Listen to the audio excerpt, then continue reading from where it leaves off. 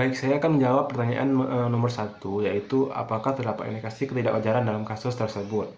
Jadi menurut analisis kami, terdapat beberapa indikasi ketidakwajaran yang mengarah pada dugaan kecurangan atau fraud itu sendiri. Yang pertama adalah terdapat tunggakan biaya docking kapal sebesar 234.500.000. Padahal biaya tersebut seharusnya dapat dibayarkan karena perusahaan telah menerima dana subsidi angkutan pelayaran perintis dan Satker Perhubungan Darat Provinsi SDR. Kondisi ini menimbulkan pertanyaan mengenai kemana dana yang telah diterima tersebut digunakan.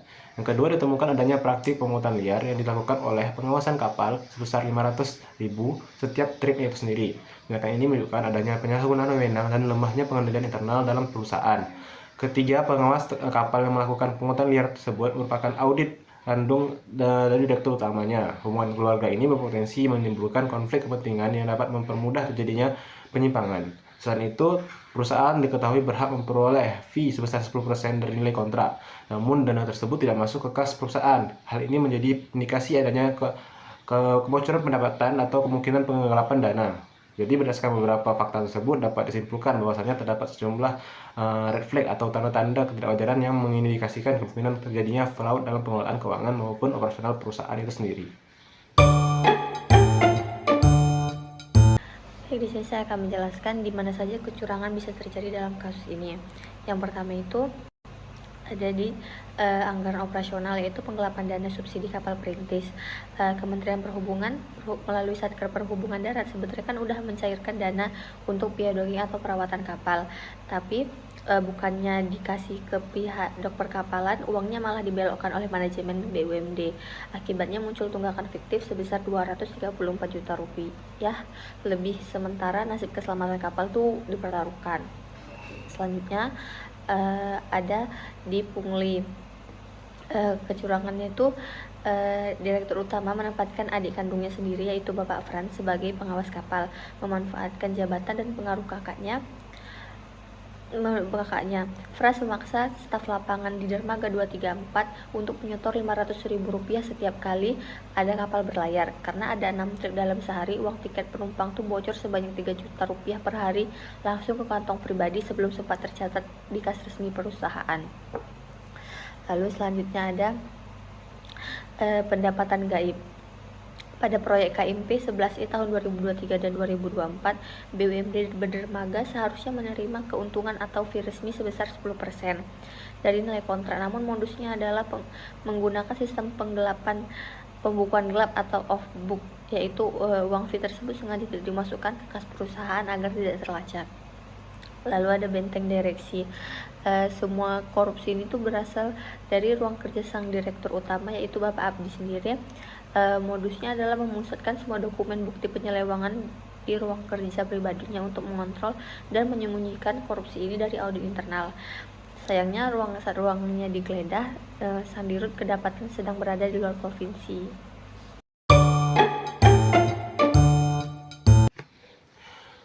Oke, selanjutnya saya akan menjawab pertanyaan nomor 3, yaitu langkah-langkah apa yang harus dilakukan untuk membuktikan adanya kecurangan dalam kasus tersebut.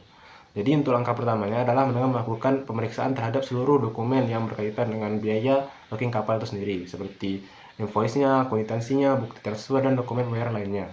Tujuannya adalah untuk memastikan apakah dana subsidi yang diterima itu benar-benar digunakan sesuai dengan peruntukannya. Yang kedua adalah melakukan konfirmasi kepada pihak terkait, yaitu Satker Perhubungan Darat Provinsi SDR dan pihak Dok Perkapalan MC. Konfirmasi ini diperlukan untuk memastikan jumlah dana yang telah dibayarkan serta status kewajiban perusahaan yang sebenarnya. Langkah ketiga adalah melakukan penelusuran terhadap penerimaan pendapatan perusahaan, khususnya fee sebesar 10% dari nilai kontrak. Auditor perlu membocorkan atau mencocokkan dokumen kontrak, bukti pembayaran, catatan akuntansi, serta mutasi rekening perusahaan untuk mengetahui apakah seluruh pendapatan telah dicatat dan diterima oleh perusahaan. Selanjutnya, untuk membuktikan dugaan gugatan liar atau pungutan liar, auditor dapat melakukan wawancara kepada pihak-pihak yang terkait seperti kru kapal, staf operasional, maupun pihak lain yang mengetahui praktik tersebut. Auditor juga perlu mencuri aliran dana yang terima oleh pihak yang diduga melakukan penyimpangan terakhir. Auditor melakukan analisis terhadap seluruh bukti yang telah dikumpulkan dan mengevaluasi sistem pengendalian internal perusahaan. Jika ditemukan bukti yang cukup dan relevan, maka auditor dapat menyimpulkan adanya kecurangan, mengidentifikasi pihak yang bertanggung jawab, serta menghitung besarnya kerugian yang ditimbulkan. Dengan demikian, pembuktian fraud harus dilakukan melalui pengumpulan dan pengujian bukti yang memadai, sehingga kesimpulan yang dihasilkan dapat dipertanggungjawabkan itu sendiri. Selanjutnya akan dijelaskan oleh teman saya.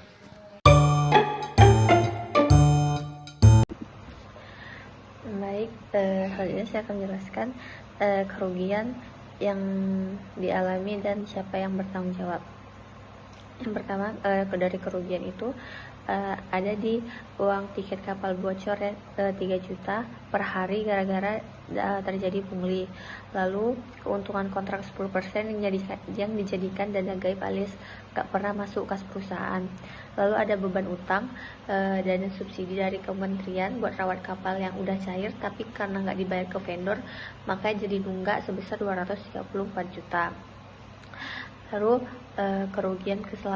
potensi kerugian keselamatan yang karena kan tadi kapalnya nggak jadi dirawat, maka ada resiko kecelakaan di laut itu menjadi lebih tinggi. Selanjutnya, orang yang bertanggung jawab dalam kasus ini. Yang pertama itu Bapak Franz selaku pengawas kapal. Dia adalah pelaku yang malakin stafnya setiap hari. Dia yang bertanggung jawab secara pidana atas pemerasan dan pungli setiap hari. Lalu ada Bapak Akdi selaku direktur utama. Sebagai bos tertinggi, dia memegang tanggung jawab mutlak atas kelalaian, penyalahgunaan wewenang, dan praktik nepotisme karena masuk ADS sendiri ke perusahaan. Bukti dokumen numpuk di ruang kerjanya jadi bukti kalau dia tahu dan mengendalikan semua permainan ini. Lalu ada staf keuangan dan jajaran direksi yang ikut membiarkan pembukuan klub ini juga bisa keseret karena dianggap ikut membantu terjadinya korupsi. Jika saya berposisi sebagai auditor dalam kasus ini, maka tanggung jawab saya tidak hanya sekedar memeriksa dokumen dan mencatat angka. Lebih dari itu, saya bertanggung jawab untuk memastikan setiap penyimpangan dapat dibuktikan secara hukum dan berdampak nyata bagi pemulihan kerugian negara.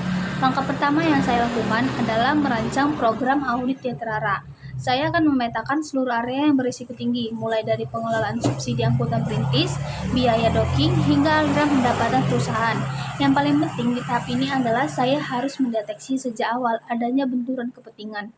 Dalam kasus Dermaga, hubungan kekeluargaan antara Direktur Utama Bapak Abdi dengan Bapak Franz yang menjabat sebagai pengawas kapal adalah sinyal merah yang tidak boleh diabaikan. Situasi ini sangat rentan dimanfaatkan untuk kepentingan. Selanjutnya, masuk ke tahap pengumpulan bukti. Saya akan fokus pada 3 temuan utama. Pertama, soal tunggakan docking sebesar 234.500.000 kepada Dok Perkapalan MC.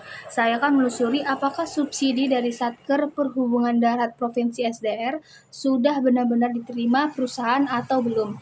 Jika sudah diterima namun tidak dibayarkan kepada Dok MC, maka ini adalah indikasi penggelapan dana subsidi negara.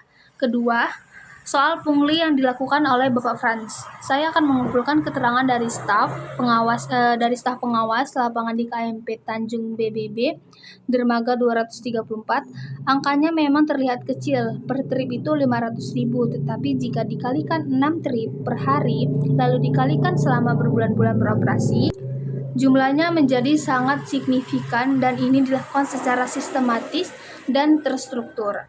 Kemudian temuan yang ketiga soal kebocoran fee 10% dari nilai kontrak KMP 11E tahun 2023 dan 2024. Saya akan menelusuri kemana uang itu mengalir, apakah masuk ke rekening pribadi atau dikeluarkan melalui transaksi fiktif. Karena jelas dalam catatan perusahaan, uang itu tidak pernah masuk ke kas. Setelah bukti terkumpul, saya wajib menyusun laporan hasil audit yang lengkap dan dapat dipertanggungjawabkan. Laporan itu harus menjawab 4 hal pokok: apa yang terjadi, mengapa bisa terjadi, berapa besar kerugian negara, dan apa langkah perbaikannya. Saya juga berkewajiban secara hukum untuk menyerahkan temuan ini kepada aparat penegak hukum sesuai dengan ketentuan Undang-Undang Tipikor. Ada satu hal yang perlu saya soroti secara khusus. Pada saat penggeledahan berlangsung, Bapak Abdi tidak berada di kantor. Beliau sedang berada di luar provinsi. Kondisi ini justru menuntut saya untuk lebih berhati-hati. Saya akan memastikan seluruh dokumen yang ditemukan tim penyidik diamankan dengan berita acara yang sah, dan rantai penyimpanan bukti dijaga ketat agar tidak ada yang hilang, rusak atau dipalsukan sebelum proses hukum berjalan. Jadi kesimpulannya, tanggung jawab saya sebagai auditor dalam kasus ini adalah memastikan bahwa kebenaran tidak hanya ditemukan, tetapi juga dapat dibuktikan, dilaporkan, dan ditindaklanjuti secara hukum. Karena pada akhirnya kerugian dalam kasus ini tuh bukan hanya kerugian perusahaan, tetapi kerugian negara dan kerugian masyarakat yang seharusnya menikmati pelayanan perintis secara layak.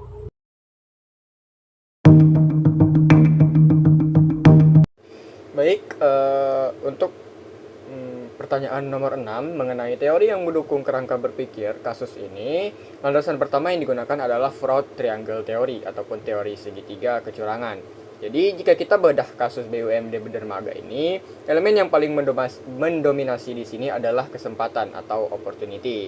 Jadi posisi Bapak Abdi sebagai direktur utama dan adiknya itu Bapak Franz sebagai pengawas kapal secara otomatis menciptakan ruang monopoli wewenang yang sangat besar.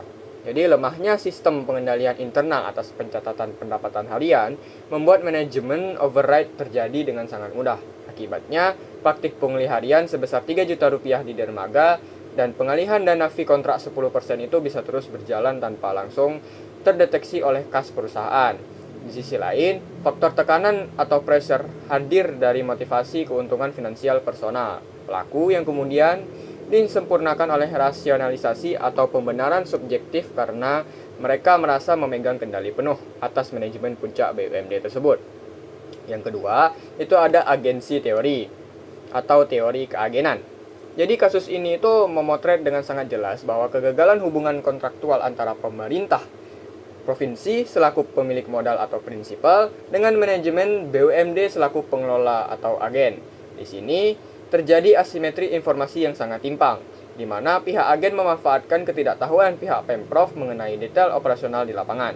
Agen melakukan tindakan menyimpang atau moral hazard demi kepentingan pribadi mereka sendiri. Contoh nyatanya itu adalah penunggakan biaya docking kapal kepada dok perkapalan MC sebesar 234 juta rupiah lebih. Padahal dana subsidi dari Satker Perhubungan Darat sudah sepenuhnya cair. Ketimpangan informasi inilah yang membuat manajemen dengan leluasa menyembunyikan arus kas masuk yang seharusnya menjadi hak pendapatan perusahaan. Dan yang ketiga itu ada the gone theory. Jadi teori terakhir ini yang dikemukakan oleh Jack Bologna yang menyoroti 4 faktor pendorong korupsi. Faktor greed atau keserakahan terlihat nyata dari tindakan pungli masif sebesar Rp500.000 per trip kapal yang dilakukan secara konsisten setiap hari. Faktor opportunity terjadi karena longgarnya pengawasan operasional, sementara faktor need didorong oleh kebutuhan ekonomi pelaku. Terakhir ada faktor exposure atau pengungkapan, di mana rendahnya risiko sanksi hukum sangat itu membuat pelaku tidak takut untuk melakukan fraud secara berulang. Jadi secara ringkasnya itu, integrasi ketiga teori ini menyimpulkan bahwa rentetan kecurangan di PT BUMD Dermaga terjadi karena buruknya tata kelola perusahaan atau good corporate governance. Lemahnya pengawasan internal ini membuka celah asimetri informasi yang kemudian dimanfaatkan oleh oknum manajemen yang serakah untuk mengabaikan kewajiban hukum demi keuntungan pribadi yang pada akhirnya akan merugikan negara dan daerah. Terima kasih.